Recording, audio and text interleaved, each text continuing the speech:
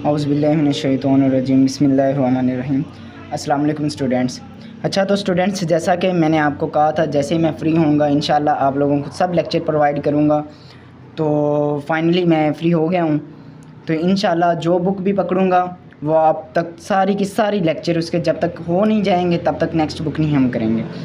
अब इंशाल्लाह ये माइक्रोबायोलॉजी मैंने स्टार्ट की है, इसके 2 लेक्चर पहले अपलोड हो चुके हैं। एक इंट्रोडक्शन ऑफ माइक्रोबायोलॉजी ये भी अपलोड हुआ है और क्लासिफिकेशन ऑफ माइक्रोबायोलॉजी ये भी अपलोड हो चुका है। जिस बच्चे ने नहीं देखा हुआ वो प्रीवियस लेक्चर्स देख सकता है ताकि उसकी इन 2 टॉपिक्स में अच्छी तैयारी हो जाए। अब नेक्स्ट जो हमारा टॉपिक है वो क्लासिफिकेशन ऑफ माइक्रोबायोलॉजी में एक पहला टॉपिक है बैक्टीरिया का। हम बैक्टीरिया का करें क्योंकि माइक्रोबायोलॉजी का मतलब, माइक्रो का मतलब होता है समाल और बायोलॉजी मतलब होता है जानदारों की स्टडी जो होती है, जानदारों की स्टडी, लिविंग ऑर्गेनिजम्स की जो स्टडी है वो बायोलॉजी कहलाती है।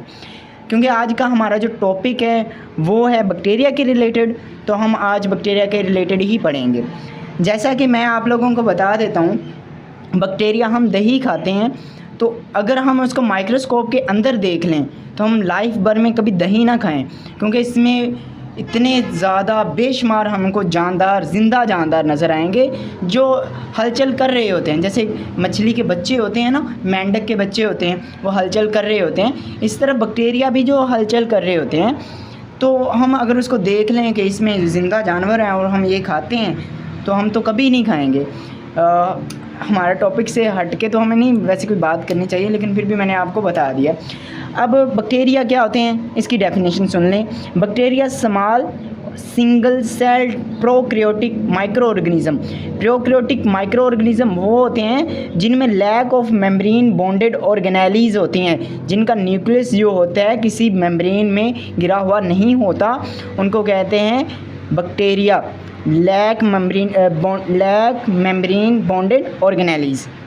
देखो ये इसका मैंने स्ट्रक्चर तो ड्रा किया हुआ है। ये जो इसका डीएनए है ना, इसका जो न्यूक्लियस मटेरियल है, ये किसी भी मेम्ब्रेन में ऐसे गिरा हुआ नहीं होता, ऐसे कोई भी गिरा हुआ नहीं होता।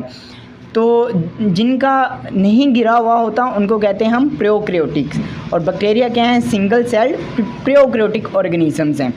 अब नेक्स्ट इम्पोर्टेंट क्वेश्चन आता है, एक बार आया हुआ भी है कि सिर्फ़ और सिर्फ बैक्टीरिया का स्ट्रक्चर ड्रा करना है। 5 नंबर का क्वेश्चन आया हुआ है कि बैक्टीरिया का स्ट्रक्चर बस ओनली ड्रा करना है। ये कैप्सूल लाइक स्ट्रक्चर होता है, आपके जहन में कैप्सूल का स्ट्रक्चर होना चाहिए कि कैप्सूल कैसा होता है। मैंने इसका स्ट्रक्चर ड्रा किया है। ये देखो, ये जो आप लोगों ने ना 3-4 ऐसे गोल सी लाइंस जैसे कैप्सूल की होती है ना, उस तरह के रख के आपने ना ड्रा कर लेनी है। इसकी जो अंदरूनी होगी, बैरूनी जो लेयर होगी वो सेल वॉल होगी, ठीक है।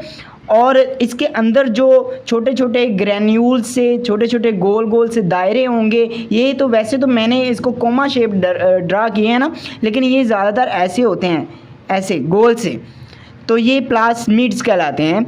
और इसके साथ राइबोसोम्स भी होते हैं। राइबोसोम्स यहाँ देखो, ये मैंने ऐसे शो कर दिया, इसको बड़ा करने के लिए शो किया है। ये असल में ना ये दानेदार होते हैं, ये ऐसे दानेदार यूरिया खाद जैसे, ये होते हैं राइबोसोम्स। और इसके बाद जो होते हैं गोल्जी अपरेटस, ये जो है ना गोल्जी अपरेटस, ये गोल्जी अपरेटस ऐसे नहीं होता, ये गोल्जी अपरेटस ऐसे होते हैं। मतलब गोल्जी अपरेटस आप लोगों ने देखा ही होगा, ये कुछ इस तरह के स्ट्रक्चर से ड्रा करता है, इस तरह। मैंने इसलिए आप लोगों ने भी ऐसे ही ड्रा करने हैं ताकि आप लोगों का पेपर में टाइम बच जाए और अच्छे से आप तो लोगों की तैयारी भी हो जाए। इनको कहते हैं गोल्जी बॉडीज़, गोल्जी अपरेटस कहते हैं। और इसके बाद ये पूंछ ही जो टेल नज़र आ रही होती है, इसको कहते हैं फ्लैजेला। फ्लैजेला, इससे वो मूवमेंट करते हैं, अपनी मूवमेंट बैक्टीरिया की जैसे दूसरी जगह जाते हैं। इसी तरह नेक्स्ट आ जाए, इसके अंदर जो चीज़ होती है वो कहलाती है साइटोप्लाज्म। क्या कहलाती है? साइटोप्लाज्म। और इसके ऊपर ये जो साख्तें लगी होती हैं ना बाल से, इनको कहते हैं पिलाई। पिलाई ये सेक्सुअल रिप्रोडक्शन में हेल्प करती हैं, ठीक है। और ये अंदर इनके न्यूक्लियस मटेरियल है, डीएनए वगैरह। और ये एक कैप्सूल लाइक स्ट्रक्चर होता है, इसके लिए इसको कैप्सूल कहते हैं, ठीक है। यहाँ तक आप लोगों को इंशाल्लाह क्लियर हो गया होगा। नेक्स्ट इसका करते हैं, देखो शेप्स। बैक्टीरिया कितनी शेप्स के होते हैं? बैक्टीरिया जो होते हैं वो 4 शेप के होते हैं, कोकस, बेसिलस, स्पाइरिलम एंड विब्रो।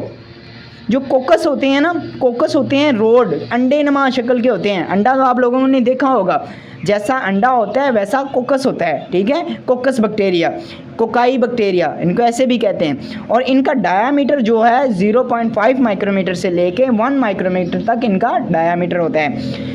इनका मैंने स्ट्रक्चर ड्रा किया है। ये देखो, अंडा जो होता है वो कुछ इस तरह टाइप्स का होता है, थोड़ा सा आगे से लंबा, तो ये भी इसी तरह के होते हैं। आप लोगों ने जो मर्जी स्ट्रक्चर आप लोगों का दिल चाहे आप लोग इसमें ड्रा कर सकते हैं। इसी तरह आगे आ जाएं बैसिलस। बैसिलस होते हैं रॉड शेप, आप लोगों ने लोहा तो देखा होगा और सरिया भी देखा होगा, जैसे कि वो होता है ना लंबा सा, वो इसी तरह का बैसिलस बैक्टीरिया भी होते हैं। ये मैंने उसके स्ट्रक्चर ड्रा किया हुआ है। और इसी तरह विब्रो, विब्रो का मतलब ही होता है कोमा बना देना, कोई भी कोमा टाइप जो चीज़ होती है वो कहलाती है विब्रो।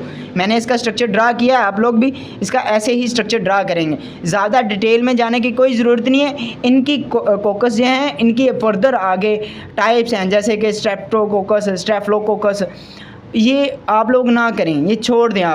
आप लोग मेन पॉइंट करें, उन मेन ही आते हैं ज़्यादातर।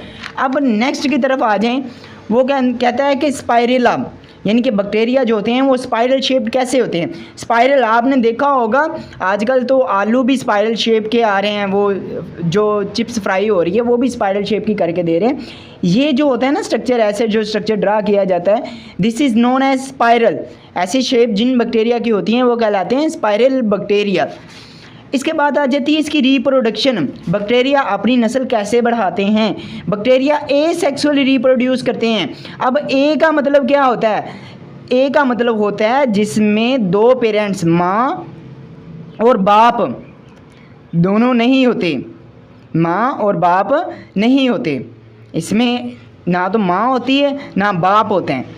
जिनमें माँ और बाप दोनों होते हैं वो होता है सेक्सुअल, और जिनमें नहीं होते वो होते हैं एसेक्सुअल, ठीक है। यहाँ से याद रखना है, जो माँ है उसमें जो माँ बाप जिसमें होते हैं दोनों पेरेंट्स, वो होती है सेक्सुअल रिप्रोडक्शन, और जिसमें पेरेंट्स नहीं होते वो होती है एसेक्सुअल रिप्रोडक्शन। देखो मैंने एक बैक्टीरिया ड्रा किया, समझ लो ये हमारे पास रॉड शेप बैक्टीरिया है। ये क्या करेगा, ये खुद को दरमियान में से ऐसे कट करेगा, ऐसे तोड़ेगा, जैसे कि ये पिंच लाइक अंदर की तरफ थोड़ा सा इन्वेजिनेट होगा, ऐसे आहिस्ता आहिस्ता मिलके ये दो में तब्दील हो जाएगा। ये एक से दो बन जाएंगे, एक पेरेंट सेल है, इससे दो डॉटर सेल बन जाने। इस अमल को कहते हैं बाइनरी फिशन, और ये एसेक्सुअली रिप्रोड्यूस कर रहे होते हैं। याद रहेगा, बैक्टीरिया एसेक्सुअली रिप्रोड्यूस करते हैं। This is known as binary fission, यानी कि एक ही पेरेंट सेल से दो डॉटर सेल्स का बन जाना, this is known as binary fission. अब नेक्स्ट की तरफ आ जाते हैं, क्लासिफिकेशन क्या है। अब बैक्टीरिया की क्लासिफिकेशन क्या है, लो जी बैक्टीरिया कितनी इकसाम के होते हैं ये हमने बताना है। बैक्टीरिया दो तरह के होते हैं, एक होता है ग्राम पॉजिटिव बैक्टीरिया, एक होता है ग्राम नेगेटिव बैक्टीरिया।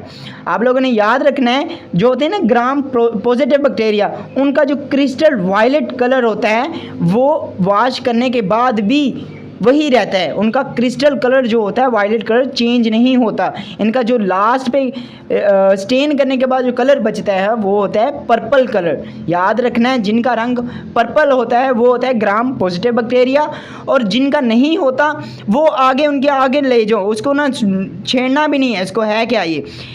देखो इसकी जो होते हैं ना ग्राम पॉजिटिव बैक्टीरिया, आप लोगों ने 2 पॉइंट देने हैं इसके। एक देना है retain crystal violet colour after wash करने के बाद जो क्रिस्टल वायलेट कलर जिनका रहता है वो कहलाते हैं ग्राम पॉजिटिव बैक्टीरिया, और इनका जो कलर होता है वो पर्पल होता है। इनकी एग्जांपल जो होती है स्ट्रेप्टोकोकस न्यूमोनाई बैक्टीरिया होती है, ठीक है। आप लोगों ने भी एक ही एग्जाम्पल इसकी याद रखनी है। अब नेक्स्ट है ग्राम नेगेटिव बैक्टीरिया क्या होते हैं। ग्राम नेगेटिव ऐसे बैक्टीरिया जिनका क्रिस्टल वायलेट कलर रिटेन नहीं रहता, यानी कि they not retain crystal violet colour after wash करने के बाद जिनका क्रिस्टल वायलेट कलर रिटेन नहीं रहता वो होते हैं ग्राम नेगेटिव बैक्टीरिया।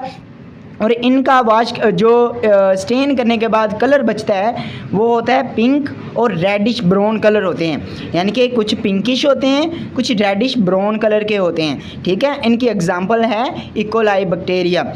याद रहेगा, यहाँ तक हमारा ये बैक्टीरिया का पूरा टॉपिक क्लोज होता है। मैंने बहुत ही आसान और शॉर्ट अल्फाज में ये समझाया है, क्योंकि बुक में बहुत ज़्यादा लेंथी लिखा हुआ है तो याद करने में थोड़ा सा मसला आता है। तो मेरी आप लोगों से दरख्वास्त है कि आप साथ साथ इसके नोट्स प्रिपेयर करें, खुद से बनाएं, आपको याद भी होता जाएगा आसानी से। मैं अपना यहाँ पे व्हाट्सएप नंबर लिख देता हूँ 03227195 आप इस नंबर पे आके मेरे से नोट्स ले सकते हैं। किसी भी किस्म के पास्ट पेपर चाहिए आपको फ्री ऑफ कॉस्ट मिलेंगे, आपको नोट्स चाहिए फ्री ऑफ कॉस्ट मिलेंगे। बस कुछ पेड हैं वो मैं नहीं दूंगा, वो सर डॉक्टर इस्लाम अमजद साहब ही आपको देंगे। उनका मैंने नंबर लिखा हुआ है 032848000291। आप इनसे जाके रब्ता कर लें, वो आपको दे देंगे। और आप अगर मेरा हवाला देंगे या मेरे चैनल का हवाला देंगे तो इंशाल्लाह आपको रिलैक्सेशन भी करवा दी जाएगी। तो इसके अलावा अगर आप लोगों का कोई भी क्वेश्चन हो आप ग्रुप में पूछ सकते हैं मेरे से। यहाँ तक मैंने आपको सारा कुछ करवा दिया है, इसका क्या क्या करना है और क्या नहीं करना ये सब मैंने करवा दिया। और एक चीज़ जो मैंने आप लोगों को बतानी थी वो ये है कि आप लोगों का रिज़ल्ट दोबारा से अनाउंस होगा। डेट क्या है अभी तक कोई पता नहीं है कि इसकी डेट क्या है, लेकिन इंशाल्लाह आप लोगों का रिज़ल्ट दोबारा अनाउंस होगा, क्योंकि तमाम कॉलेजेस ने कुछ बच्चे यानी कि चंद जो उनके टॉपर्स बच्चे थे उनका वो भी फेल हुए हैं। तो उन्होंने कहा कि नहीं ये रिज़ल्ट सही नहीं बना, तो हमारा रिज़ल्ट दोबारा से बनाया जाए। तो उन्होंने कुछ बच्चों के रिज़ल्ट दोबारा बनने के लिए 150 तकरीबन बच्चा है जिसका दोबारा रिज़ल्ट अपीयर। अगर वो बच्चे पास हो जाते हैं तो आप लोगों का भी बहुत से बच्चे होंगे जो पास हो जाएंगे। और इसके अलावा आप लोग पास्ट पेपर अगर मेरी माने तो ना किया करें। पास्ट पेपर्स में से 25 से 30% इस बार आया है, तो हर बार ही 25 से 30 से 35% हो जाता है, इससे ज़्यादा नहीं आता पेपर। तो अगर आप लोग पास होना चाहते हैं तो हर चीज़ न्यू करें। MCQs मैं आपको प्रोवाइड कर दिया करूँगा, लेकिन वो ज़्यादा नहीं करूँगा। डॉक्टर इस्लाम साहब आप लोगों को बहुत ही अच्छे MCQs दे रहे हैं यार, कम से कम ये तो परचेज़ कर लो ना यार। कहाँ उन्होंने 6400 रुपये के वो सेट दे रहे थे और मैंने आप लोगों के लिए इतनी ज़्यादा रिलैक्सेशन करवा के 4000 रुपये लेके आया हूँ। इससे भी कम करवा दूंगा। मैं लगा हूँ उनके पीछे कि मुझे नहीं पता मेरे स्टूडेंट्स हैं इनको कम करके दें, इतने पैसे ये अफोर्ड नहीं कर सकते। तो आप लोगों से भी गुजारिश है कि आप लोग उनसे लें, मेरा हवाला दें, कहें कि सर हम मलिक मुबशर साहब के स्टूडेंट्स हैं तो प्लीज़ हमें थोड़ा सा रिलैक्सेशन का। और जिन बच्चों के पास पैसे नहीं हैं उनको मैं बस एक ही बात कहूँगा कि आप थोड़े बहुत दे दें सर, इतने भी ज़्यादा नहीं हैं। आप मेरी गारंटी दे दें उनको कि सर उन्होंने कहा कि अगर हम नहीं देंगे तो वो आपको दे देंगे, तो आपको वो सब बुक्स प्रोवाइड कर देंगे। खुदा हाफिज़, अपना ख्याल रखिएगा।